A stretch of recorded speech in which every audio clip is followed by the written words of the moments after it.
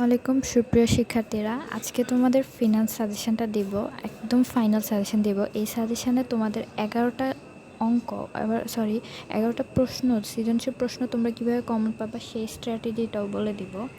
So first of all আমরা একটু মানবন্টনটা নিয়ে আলোচনা করি। এখানে তোমাদের 70 মার্কের সৃজনশীল আসবে, যেখানে তোমাকে 23 মার্ক পেতে হবে পাস করতে হলে, আর নৈবেদিক থাকবে 30 মার্কের, যেখানে 10 মার্ক পেতে হবে পাস করতে হলে, এবং সৃজনশীল তোমাদের 11টা থাকবে, যার মধ্যে 60টার অ্যান্সার করতে হবে। বহু নির্বাচনে তো 30টা থাকবে, সেটা 30টাই অ্যান্সার করতে হবে। এবার আমরা সূচিপত্রটা দেখিয়ে তোমাদেরকে বলে দিচ্ছি কোন কোন অধ্যায় থেকে তোমাদের প্রশ্ন আসবে। আচ্ছা, এবার আমরা যে সাজেশনটা দিব এটা থেকে তোমাদের ইনশাল্লাহ 100% কমন আসবে। দেখো, প্রথম অধ্যায় যেটা আছে অর্থায়ন ও ব্যবসা অর্থায়ন, ঠিক আছে, এটা থেকে প্রতি বছর একটা কোশ্চেন থাকে। তো এই অধ্যায়টা তোমরা তোমাদের লিস্টে রাখবে। দেন আমি কথা বলবো হচ্ছে তোমাদের দ্বিতীয় অধ্যায়।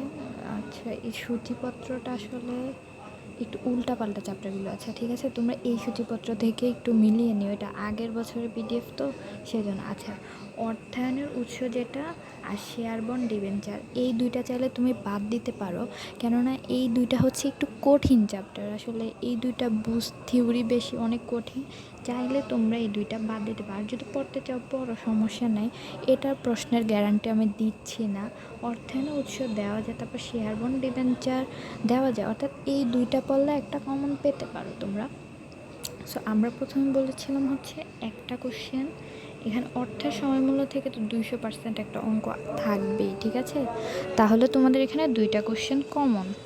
ঝুঁকি ও অনিশ্চয় থাকে একটা প্রশ্ন আসার সম্ভাবনা আছে। মূলধনী আয় ব্যয় প্রাকলন, অর্থাৎ কি বলে ওইগুলা, মূলধন বাজেটিং যেটা, ওইটার থেকেও একটা প্রশ্ন আসার সম্ভাবনা, এবং মূলধন ব্যয় থেকে প্রশ্ন সম্ভাবনা অনেক বেশি। এখানে আমি একটা কথা বলি, অর্থায়নের যে চ্যাপ্টারগুলো, অর্থায়নের মোট তোমাদের 7টা চ্যাপ্টার আছে, প্রথম যে 7টা চ্যাপ্টার এগুলো অর্থায়ন।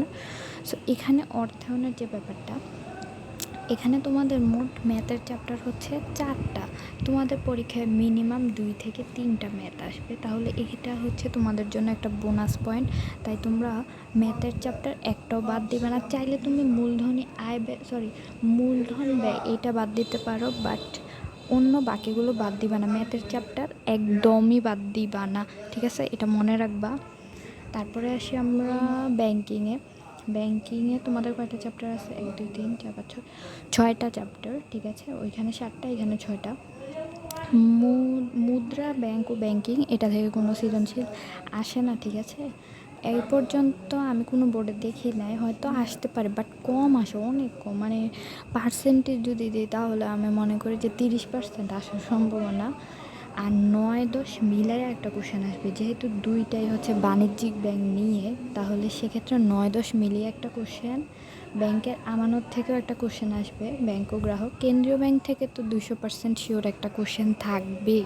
তাহলে তোমাকে আমি সবচেয়ে সিউরিটি বেশি দিয়েছি কোন চ্যাপ্টারগুলো, দেখো, প্রথমে হচ্ছে 1 অধ্যায়, তারপর 3 অধ্যায়, ঝুঁকি ও অনিশ্চয়তা, 3টা কোশ্চেন হয়েছে, এখানে 4টা, এখানে 5টা, অর্থাৎ 5টা কোশ্চেনের সিউরিটি তোমাকে যে কোনো একটা টিচার, তোমাকে যে কোনো ফাইন্যান্সের যে কোনো একটা টিচার তোমাকে নিশ্চয়তা দিতে পারবে।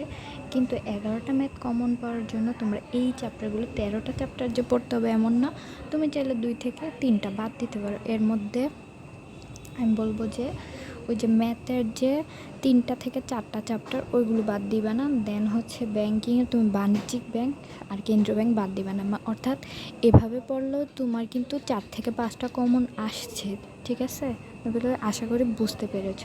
আর এই সাজেশানটা তোমরা শেয়ার করে দিও, কারণ এই সাজেশানে আমরা অনেক কিছু বলেছি যেগুলো অন্য টিচাররা তোমাদের নাও বলতে পারে। আসলে কমন পাওয়ার স্ট্র্যাটেজিটা আমরা বলেছি।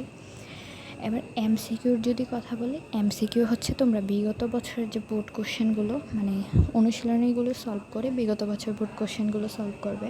আর এখানে যে চ্যাপ্টারগুলো তো ম্যাথ আছে ওইগুলোকে একটু বিশেষ গুরুত্ব দিবে, বাণিজ্যিক ব্যাংকটাকেও কেন্দ্রীয় ব্যাংকটাকেও অনেক বেশি গুরুত্ব দিবে, ঠিক আছে, বুঝতে পেরেছো তো? আশা করি বুঝতে পেরেছো তোমরা। আর ভিডিওটা ভালো লাগলে একটা লাইক করবে।